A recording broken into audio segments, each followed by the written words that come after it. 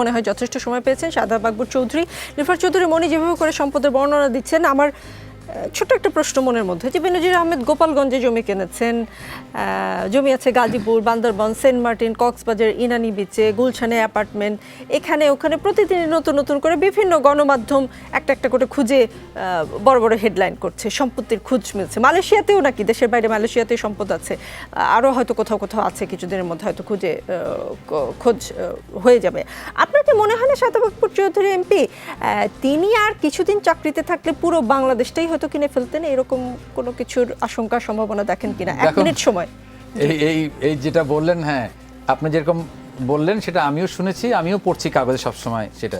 এবং যেই ব্যক্তি এই দুর্নীতি করছেন বা দুর্নীতি করেছেন, সেটা তাকে সেই দুর্নীতির দায়িত্ব হবে এবং সে আইনের আওতায়। যে এখন তো যদি এরকম হতো যে এই সরকারের আমলে কোনো ধরনের ব্যবস্থা নেওয়া হয়নি, দুদক আগাচ্ছে না, কিছুই করছে না, সব কিছু করছে এর মধ্যেই আমরা, এবং ইয়ের থেকে কোর্ট থেকে এসেছে তার ক্রোক করার জন্য কোর্ট থেকে নির্দেশও দেওয়া হয়েছে।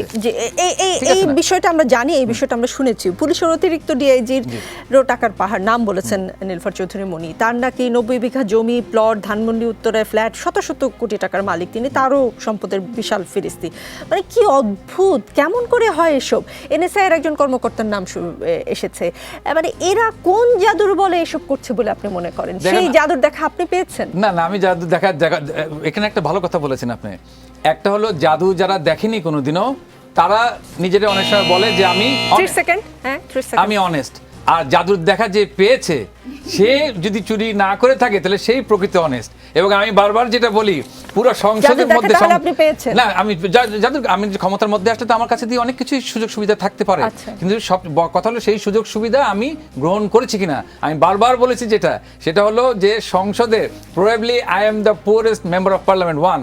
2 নম্বর, গত 15 বছরে আমি যেই জায়গায় আছি, আমি গত 15 বছরে সরকারের কোনো প্রজেক্ট আমি কি বলা যায় না যে আমি একটা সাধারণ। জাদুর দেখা পেয়েও আপনি জাদুর কাঠে স্পর্শ করেননি।